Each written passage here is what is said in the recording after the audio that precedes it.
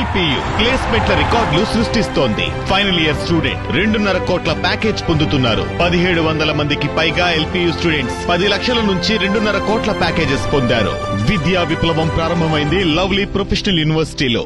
Phone tapping కేసులో కీలక పరిణామం చోటు చేసుకుంది. ఫోన్ ట్యాపింగ్ కేసులో కీలక నిందితుడిగా ఉన్న ప్రభాకర్ రావు అమెరికా నుంచి తిరిగి రానున్నారు.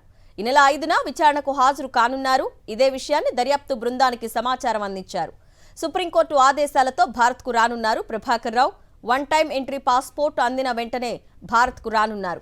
14 నెలలుగా ప్రభాకర్ రావు అమెరికాలోనే తలదాచుకున్నాడు. ప్రభాకర్ రావును విచారించేందుకు దర్యాప్తు బృందం సిద్ధమైంది. ప్రభాకర్ రావును విచారిస్తేనే కేసు కొలుక్కొచ్చే అవకాశం ఉంది. రైట్, ఇదే అంశంపై డీటెయిల్స్ మా ప్రతినిధి అమర్ అందిస్తారు. అమర్, ప్రభాకర్ రావు ఎప్పుడొచ్చే అవకాశం ఉంది? 5న విచారణకు హాజరు కానున్నట్లుగా తెలుస్తోంది.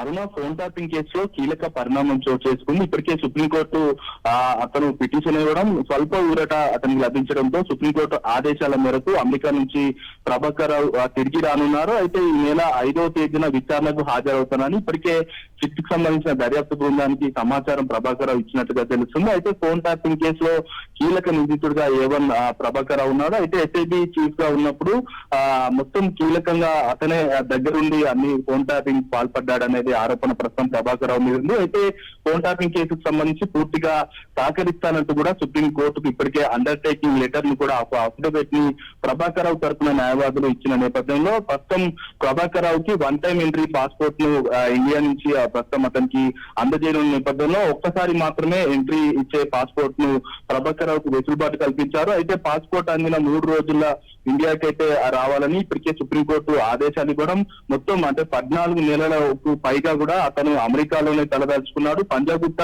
స్టేషన్ లో ఫోన్ ట్యాపింగ్ కేసు నమోదైన తర్వాత ఎస్ఐబి మాజీ చీఫ్ ప్రభాకర్ రావు అమెరికాకు వెళ్లారు. అప్పటి నుంచి కూడా దర్యాప్తు బృందానికి పోలీసులకు సహకరించకుండా ఉన్నారు. అయితే ప్రభాకర్ రావును ఇప్పటికే విచారించేందుకు దర్యాప్తు బృందం సిద్ధమైన నేపథ్యంలో ప్రభాకర్ రావును విచారిస్తేనే ఈ కేసు వ్యవహారం అంతా కొలిక్కి వచ్చే అవకాశం ఉన్న నేపథ్యంలో ఈ నెల 5వ తేదీన ప్రభాకర్ రావు మాత్రం సిట్ బృందం విచారణకు హాజరయ్యే అవకాశాలు అయితే మాకు స్పష్టంగా అవపడుతున్నాయి. అరుణ.